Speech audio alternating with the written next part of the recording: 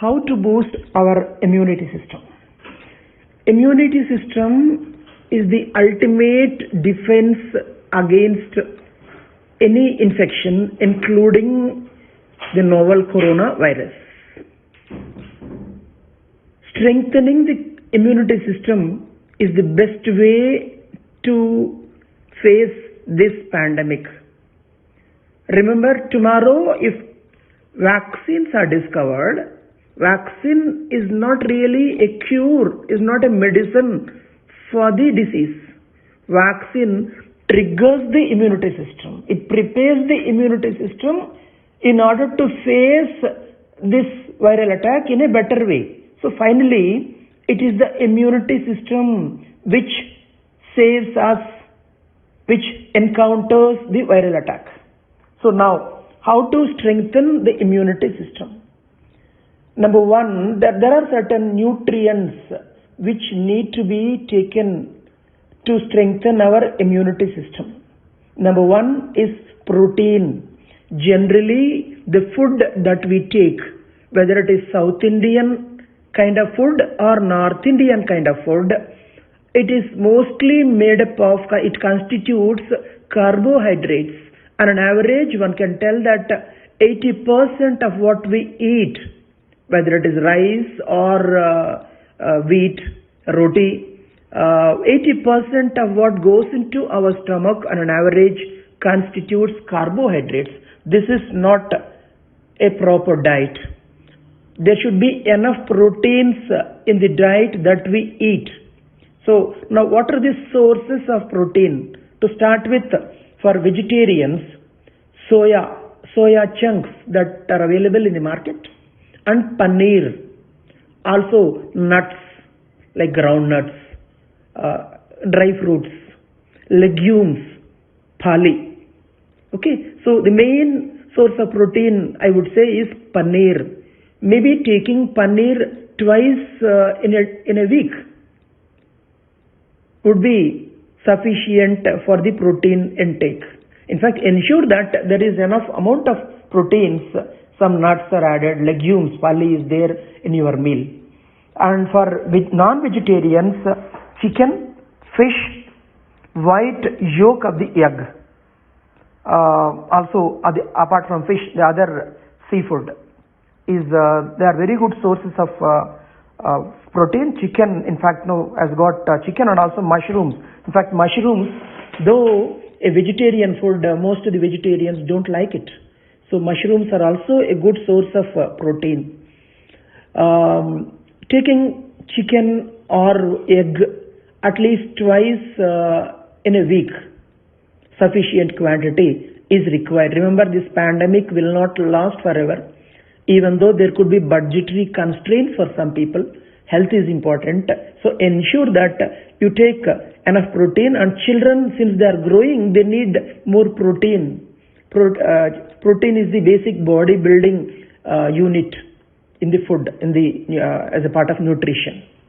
The second important one is iron. Remember, hemoglobin, the molecule which carries oxygen to the different parts of the blood.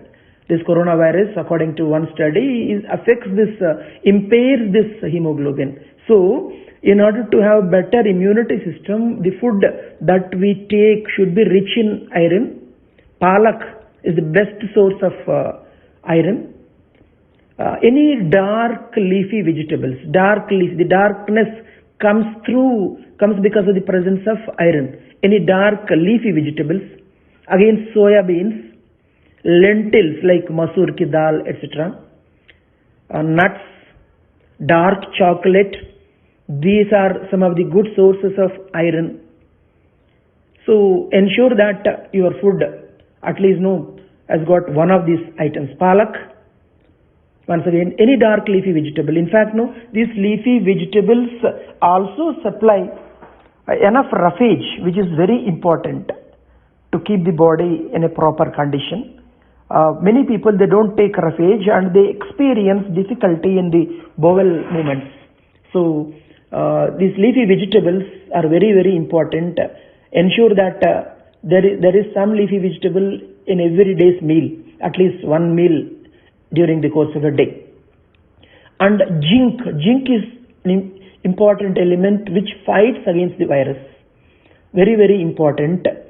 Non-vegetarians are lucky here. Chicken has got zinc, fish, meat, all these things have got enough zinc. For vegetarians, chana, cashews, almonds, and the easiest way would be kismis. Just 3 pieces of kismis to every person in the house, maybe as a part of the breakfast. This is sufficient to supply zinc for the day. It will not cost much, just 3 pieces per person per day. Zinc is very, very, very, very essential. And another one is C vitamin. C vitamin is so simple, so easy to get. Lemon or orange or any citrus fruit. Lemon, for example, just half lemon per day per person. One can add lemon to hot water and honey and drink in the morning. That cleanses the blood also. Or just add a dash of lemon juice to your curry, whatever, veg curry or non-veg curry. So half a lemon every day will supply sufficient C vitamin. C vitamin is very important in boosting the immunity system. Yet another important one is glycine. This virus, coronavirus, when it starts multiplying in the body, it consumes glycine that is there in our body, in our systems, in the organs. So the glycine level in the body depletes, goes down. As a result, it leads to a number of chain reactions like our own immunity system acting against us. In other words, to put it in simple words, it can lead to failure of kidney, damage to the nervous system as well. So if there is enough glycine in the body, we should supply excess glycine. In case virus enters the body, it starts using the glycine. So if there is additional level of glycine in the body, then our body will not face this problem of glycine deficiency. So to supply glycine, for non-vegetarians, almost all these things come from chicken, seafood, meat. So proteins come from chicken, even zinc comes from chicken, even glycine comes from chicken. So that's what I said. 2 meal a week having chicken and another 2 meal in the week egg. For now vegetarians, the rich sources of glycine, legumes again, peanuts, soybean, milk products, milk or curd, and palak, cabbage. These are some of the rich sources of glycine to our body. And the most important, in fact number 1 is D vitamin. Most of the people, they neglect this. I was in touch with a number of people during the last 3 months. I'm receiving lots of information about COVID. In fact, many doctors are forwarding my messages to their family groups. I've done a lot of research, not exactly a laboratory-based research, but collecting information, talking to doctors, and using my own observations and all these things. It is said that even some youngsters are dying out of COVID. Generally, it is believed that youngsters are safe. So when this news was given to me at different points of time, for example, one officer who works in Delhi, he messaged me saying that, Amarnath, you said youngsters are not at risk, but here is a person, my friend, who is 33-year-old. He doesn't have any comorbidity, which means no BP, heart attack, etc. But he died yesterday. So what do you say? I asked him kindly check his D vitamin levels. Next day he messaged that yes, he was deadly short of D vitamin and also some B12 vitamin he messaged. So D vitamin is very, very, very, very important. In fact, number 1 out of all these things. And it is so simple. Don't depend on tablets or injections. There is a lot of controversy. Doctors recommend tablets, but the kind of research that I have done is, it's so simple. Just expose your skin to sunlight for 15 minutes a day. Then half of the job is done.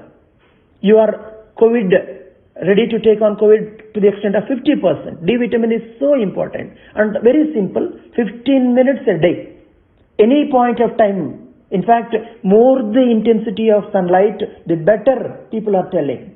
Even though some doctors differ with this. They say that early morning light, evening light, the orange light is good. But there are studies which say that the more the intensity of light, of course, now the summer has gone, we will not get summer stroke. So whatever day of time, depending on your suitability, expose yourself to 15 to 20 minutes. And this should happen every day. If you are not able to do it every day, if you are doing it for 3 days a week, then double the time, 30 minutes. Okay? Hands and face, at least. Indian conditions being what it is, we cannot expose all the parts of the body. So at least hands and face should be exposed to sunlight. D vitamin is very, very important. And most important point is one should be stress-free. Lot of panic is there in the society today. People are made to believe that it is a deadly disease which can kill anybody. Lots of misinformation, half-cooked information is being circulated. In a way, media is creating a panic, whatever the reason behind that. Need not. Yes, I've been telling repeatedly for the last 3 months, one should be cautious. Negligence is bad. At the same time, one should not be panic. Panic is bad, negligence is bad, adequate precautions. Like when you are going out, SMS, wearing a mask, sanitizing yourself and maintaining physical distancing. So no need to panic. I am in touch with, in fact, today morning itself I have counseled 2 families. In one family, 11 people, all of them are having COVID. And all of them are out now. Just one elderly person, he is having some problem, but he is also 80% out of the danger. Remember, 80% of the people don't even experience symptoms. And another 19 to 19.5% of the people, they experience mild symptoms. So absolutely no worry for them. Only people whose immunity levels are low, who are above 65. In fact, even that is also wrong. Somebody can be 35, but if the immunity levels are low, that person is equal to 80-year-old person. Somebody can be 75-year-old. There was a couple from Kerala. The husband was 93-year-old and wife was 89-year-old. They came out of corona attack and now they are happy. They are healthy now. So it's not really the age, but generally, as one grows old, the immunity level comes down. So we should be cautious about elderly people and people who are having comorbidities, that is having 2 or 3, at least 2 categories of lifestyle or other diseases like high BP, not normal BP, I mean not slightly high BP, very high BP, very high diabetes levels, undergoing treatment for cancer, such like deadly diseases. In their case, it can prove fatal. So we should isolate them. We should take care of them. Take extra care of them. Others, eat right, stay active, stay positive. Surely this phase shall pass soon. Stay safe. Thank you very much. Signing off, Vasireddy Amarnath.